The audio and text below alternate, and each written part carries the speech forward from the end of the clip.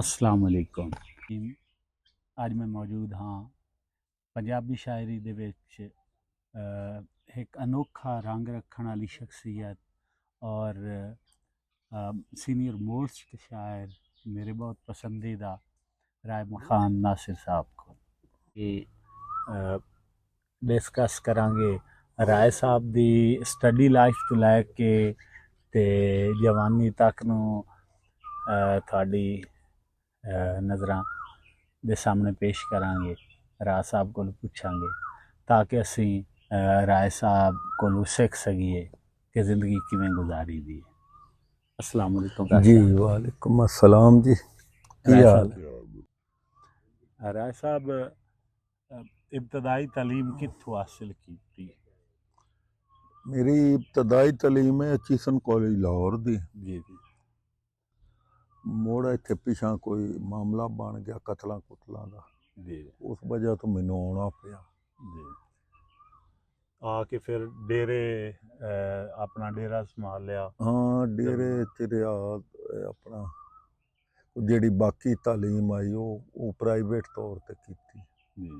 ज़रूरी जिहा सवाल जिहड़ा हमेशा स्पैशली शायरी नाल मुंसलिक लोगों तो किया जाता है जी कि जिंदगी दे विच मुहब्बत होई या मुहब्बत नू मुहब्बत दे फलसफे नू किवें समझदे हो तुसीं जिंदगी दे विच इहदा कितना जिहड़ा है ना रजोका साहब मुहब्बत होने वाला मामला जी वो इस तरह है कि वो मुहब्बत वाला टाइम ही नहीं मिलिया मैनू। जी जी। मेरी पौने 16 कुछ सालों का महाश जो शादी हो गई जी। वालदा मेरी कोई ना बिल कमज़ोर हो गए थे। अब्बे हरां दा डेरा डूरा ते वो सारा मेहमाना मोमूना दा ते उधर ज़्यादा बोझ आ ते उन्हां दी तबीयत कमज़ोर हो गई। उनका मुड़ हल आ जा के ये आ के मेरी शादी कर दी जाए। वो मैं अजे 10वीं क्लास आ जदों मेरी, बल्कि हाँ 10वीं कि 9वीं उस मेरी शादी हो गई। तो वो मुड़ मुहब्बत हाँ जी अपने बीवी नाल से अगू बच्चे हो गए थे। वो मुहब्बत का एक रुख ही उदे हो गए।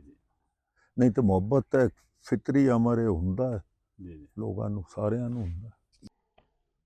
जी। राय साहब पहली बारी शेर कदों आख्या? 9वीं क्लास मैं 9वीं जी। अक्सर काम 9वीं ही हो 9वीं 10वीं। हाँ जी। ते उस तो पहले मैं किताबां वगैरह काफ़ी पढ़ता आया। अवाइल उमरीज में काफ़ी लिटरेचर पढ़िया है। नसर निस्बतन ज़्यादा पढ़ी ते शायरी थोड़ी पढ़ी। ते शायरी दे विच केड़ी शख्सियत है भाई जी? ते फिर फैसले भी आउंदे होसन? हाँ जी, मेरे वालद साहब को आउंदे रहे पाओ। मैं जिस निक्का जदों चीसन कॉलेज पढ़दा आया ते जदों मैं छुट्टियां ते आउणा वो मैं आ जाना ते आके उत्थे कोल बह जाना ते जिवें जिवें मुड़ गल्लां होणियां ओह सुननियां। मेरे को अक्सर लोग पुछदे ने कि तुहाडे कोल किवें ये सारा जिहड़ी पंजाबी दी कोई ना असल साडी ज़बान है ये किवें आई। तो मैं उन्होंने दसना कि मैं अब्बेरा को अपना उन्होंने को डेरेदार बंदे आए थे सारे वसेब दे मुख्तलिफ, कभी कोई जेड़ा आया होगा कभी कोई। तो मुझे सब बंदा बोलने मैं मुड़ बाद अब्बेरा को पूछना तो फलाना बंदा जेड़ा मुच्छां वाला उस गल की है ये की है। वो इंज करके मेरा भी नॉलेज बढ़ता गया ते वसेब नाल जुड़दा गया। उन्होंने तो बाद फिर मेरे को भी आउं पहले उर्दू तो शुरू करके फिर पंजाबी आला? हाँ जी। हिंदी की भी वजह की नहीं? वजह ये कि क्योंकि स्कूलों कॉलेजां तां पंजाबी है ही को ना उस एडी समझ हुंदी को नहीं उस उम्र जी हाँ जी कि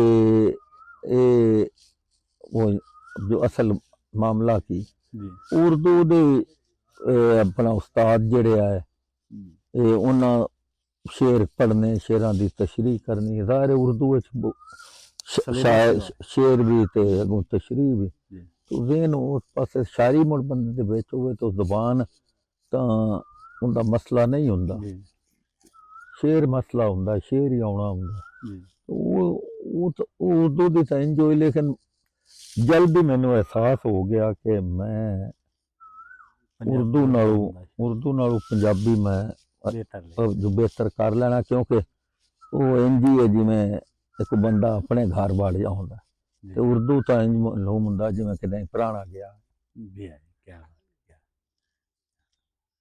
ਤੇ ਪੰਜਾਬੀ ਦੇ ਵਿੱਚ ਆਪਣਾ ਉਸਤਾਦ ਜਿਹਨੂੰ ਮੰਨਦੇ ਹੋ ਉਸਤਾਦ ਮੈਂ ਜਿਹੜੇ ਜਿੰਦੇ ਕੋਲ ਵੀ ਜ਼ਿੰਦਗੀ 'ਚ ਕੁਛ ਪੁੱਛਿਆ ਨਾ ਮੈਂ ਉਹਨਾਂ ਨੂੰ ਉਸਤਾਦ ਮੰਨਣਾ ਹਾਂ ਤੇ ਅਸਲ ਉਸਤਾਦ ਜਿਹੜਾ ਸ਼ਾਇਰੀ ਹੁੰਦੀ ਨਾ ਉਹ ਤਾਂ ਹੁੰਦੀ ਅੱਲਾ ਅੱਲੂ ਤੁਹਾਡੇ ਵਿੱਚ ਸ਼ਾਇਰੀ ਦਾ ਤਾਂ ਤੁਹਾਡਾ ਉਸਤਾਦ ਤੁਸੀਂ ਇਹ ਆਖ ਸਕਦੇ ਹੋ ਕਿ ਉਹ ਮਾਲਕ ਖੁਦ ਹੈ ਆਪ ਬਾਕੀ ਜਿਹੜੀ ਨੋਕ ਪਲਕ ਤੇ ਸ਼ੇਰ ਤਾਂ ਨਹੀਂ ਕਿਸੇ ਦੇ ਵਿੱਚੋਂ ਉਸਤਾਦ ਕੱਢ ਸਕਦਾ ਨਹੀਂ ਉਹ ਪਾਲਿਸ਼ ਕਰ ਸਕਦਾ ਉਹ ਤਾਂ ਸਿਰਫ ਵੇਖ ਸਕਦਾ ਹੈ ਕਿ ਬਹਿਰ ਵਿੱਚ ਪੂਰਾ ਹੈ ਇਸ ਲਫ਼ਜ਼ ਦੀ ਥਾਂ ਤੇ ਇਹ ਲੱਗ ਜਾਵੇ ਤੇ ਜ਼ਿਆਦਾ ਅੱਛਾ ਹੋ ਜਾਂਦਾ ਹੈ ਇਸ ਤਰ੍ਹਾਂ ਦੀ ਗੱਲਾਂ ਨੇ ਤੇ ਉਹ ਅਲਹਮਦੁਲਿਲਾ ਮੈਂ ਇਸ ਸਿਲਸਿਲੇ 'ਚ ਮੈਂ ਸਮਝਣਾ ਕਿ ਮੈਂ ਖੁਸ਼ ਨਸੀਬ ਹਾਂ ਮੈਂ ਮੇਰੇ ਸਾਰੇ ਜਿਹੜੇ ਸੀਨੀਅਰ ਨੇ ਉਹ ਮੇਰੇ ਨਾਲ ਪਿਆਰ ਵੀ ਕਰਦੇ ਆ ਮੈਨੂੰ ਪੁੱਤਰਾਂ ਸ਼ਾਗਿਰਦਾਂ ਨਾਲੋਂ ਜ਼ਿਆਦਾ ਦਰਜਾ ਦਿੰਦੇ ਆ ਤੇ ਉਵੇਂ ਹੀ ਦੱਸਦੇ ਆ ਜਿਹੜੇ ਵੀ ਉਸ ਵਕਤ ਦੇ ਅੱਛੇ ਸ਼ਾਇਰ ਬਿਹਤਰੀਨ ਸ਼ਾਇਰ ਹੈ ਮਸਲਨ ਉਸਤਾਦ ਨਸੀਰ ਖਾਂ ਉਹਨਾਂ ਕਾਫੀ ਮੇਰੀ ਬੜੀ ਸਾਹਿਬ ਆਪਣਾ ਨਸੀਰ ਬਲੋਚ ਸਾਹਿਬ ਨਾਲ ਕੀ ਹੋ ਗਿਆ ਵਕਤ ਗੁਜ਼ਰਿਆ ਨਸੀਰ ਬਲੋਚ ਸਾਹਿਬ ਨਾਲ ਬਹੁਤ ਹੀ ਅੱਛਾ ਅਗਰ ਸ਼ਾਇਰਾਂ ਦੇ ਵਿੱਚ ਵੇਖੋ ਨਾ ਅਗਰ ਤੁਸੀਂ ਆਖੋ ਕਿ ਸ਼ਾਇਰਾਂ 'ਚੋਂ ਤੁਹਾਡਾ ਸਭ ਤੋਂ ਅੱਛਾ ਵਕਤ ਕਿਹਦੇ ਨਾਲ ਗੁਜ਼ਰਿਆ ਤੇ ਉਹ ਨਸੀਰ ਸਾਹਿਬ ਨਾਲ ਗੁਜ਼ਰਿਆ ਉਹ ਤਾਂ ਵੱਡਿਆਂ ਭਰਾਵਾਂ ਸ਼ਫਕਤ ਕਰਦੇ ਆ ਬੇਲੀ ਦਾ ਬੇਲੀ ਭਰਾ ਦਾ ਭਰਾ ਉਸਤਾਦ ਦਾ ਉਸਤਾਦ ਬਹੁਤ ਆਲਾ ਇਨਸਾਨ ਬੜਾ ਮਹਿਫਲੀ ਤੇ ਜ਼ਿੰਦਾ ਦਿਲ ਫਲ ਲੁੱਟ ਲੈਣ ਵਾਲਾ ਮੁਸ਼ਾਇਰੇ ਲੁੱਟ ਲੈਣ ਵਾਲਾ ਉਹਨਾਂ ਦਾ ਜਿਹੜੀ ਪੜ੍ਹਨਤਾ ਆਈ ਉਹ ਬੜੀ ਜ਼ਬਰਦਸਤ ਆਈ ਜਦੋਂ ਜਿੱਥੇ ਨਸੀਰ ਖਾਂ ਹੈ ਉੱਥੇ ਹੋਰ ਮੁੜ ਕੋਈ ਵੀ ਨਹੀਂ ਉਹ ਨੰਦਾ ਇੱਕ ਦੋ ਸ਼ੇਰ ਮੇਰੇ ਖਿਆਲ ਵਿੱਚ ਤੂੰ ਸਮਝ ਸੁਣਾਇਆ ਤਾਂ ਹੀ ਲੱਗ ਹਾਂਜੀ ਨੀਵਾਂ ਹੋ ਕੇ ਵਗ ਦਰਿਆ ਦਿਆ ਪਾਣੀਆਂ ਤੇਰੇ ਕੰਢੇ ਜਗ ਦਰਿਆ ਦਿਆ ਪਾਣੀਆਂ ਕਿੰਨੀਆਂ ਚੁੰਨੀਆਂ ਲੋੜ ਕੇ ਤੇਰੇ ਵਾਸੀਆਂ ਸਿਰ ਤੇ ਬੱਧੀ ਪੱਗ ਦਰਿਆ ਦਿਆ ਪਾਣੀਆਂ ਕੱਚੇ ਸੋਹਣੀ ਨਾਲ ਨਾ ਕੀਤੀਆਂ ਚੰਗੀਆਂ ਤੂੰ ਵੀ ਨਿਕਲਿਓ ਠੱਗ ਦਰਿਆ ਦਿਆ ਪਾਣੀਆਂ ਮੈਂ ਵੀ ਉਹ ਸਮੁੰਦਰ ਤਿੱਕਰ ਜਾਵਣਾ ਹੈ ਉੱਥੋਂ ਤਿੱਕਰ ਤੱਗ ਦਰਿਆ ਦਿਆ ਪਾਣੀਆਂ ਤੇਰੇ ਕੰਢੇ ਤੱਸਾ ਮਰ ਗਿਆ ਕਾਫਲਾ ਤੈਨੂੰ ਲੱਗੇ ਅੱਗ ਦਰਿਆ ਦਿਆ ਪਾਣੀਆਂ ਹੁਣ ਇਹ ਨਸੀਰ ਖਾਂ ਦਾ ਹੀ ਕੰਮ ਆ ਕਿ ਉਹ ਮੈਂ ਅਕਸਰ ਜਿੱਥੇ ਉਹ ਇਹ ਪੜ੍ਹਦੇ ਆ ਨਾ ਤੇ ਮੈਂ ਉਹਨਾਂ ਨੂੰ ਦਾਤ ਦਿੰਦਾ ਆ ਬਈ ਨਸੀਰ ਖਾਂ ਪਾਣੀ ਨੂੰ ਅੱਗ ਲਾਉਣਾ ਮੁੜ ਕੇ ਰੱਖ ਤੇ ਮੁਰਸ਼ਿਦ ਤਜਮਲ ਕਲੀਮ ਸਾਹਿਬ ਨਾਲ ਕਿਹਦਾ ਵਕਤ ਤਜਮਲ ਕਲੀਮ ਨਾਲ ਵੀ ਬਹੁਤ ਆਲਾ ਵਕਤ ਗੁਜ਼ਰਿਆ ਤਜਮਲ ਕਲੀਮ ਸਾਹਿਬ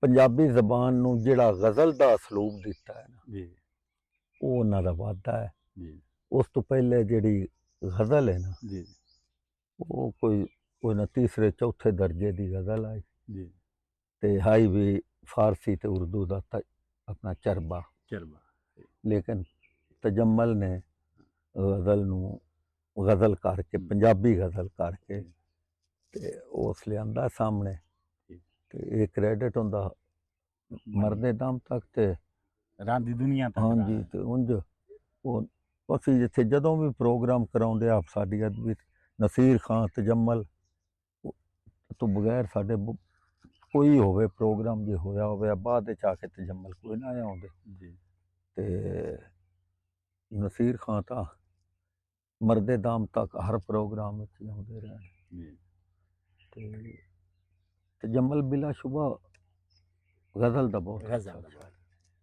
और गजल ना मैं अगले दिन एक इंटरव्यू ही सुन रहा था कि किसे पता नहीं फराज साहब या किसी मुनीर न्याजी मुनीर न्याजी आख्या कि हाँ जी पंजाबी जो ऐसी जबान पंजाबी नहीं गजल दी जबान नहीं पंजाबी गजल की जबान ਉਹ ਉਹਨਾਂ ਆਖਿਆ हालांकि वो आप भी पंजाबी दे शायर है ਹਾਂਜੀ ਜ਼ਰਾ ਸੀ ਦੇਰ ਕਰ ਦੇਤਾ ਹੂੰ ਮੇਰੇ ਖਿਆਲ ਜੀ ਉਹਨਾਂ ਦਾ ਜ਼ਿਆਦਾ हाँ, ये भी उर्दू है। हाँ जी वो उस बेवफा का शहर है और हम हैं दोस्त ਹਾਂਜੀ ਤੇ ਇਹ ਬਹਰਾਲ ਨਾ ਕਲੀਮ ਸਾਹਿਬ ਉਸ ਤੋਂ ਹੀ ਇਹ ਪਹਿਲੇ ਵੀ ਉਰਦੂ ਸ਼ਾਇਰੀ उर्दू ही ਕਰਦੇ लिख दिया है। ਤੇ ਫਿਰ आवाज बड़ी अच्छी है कलीम जी। साहब दी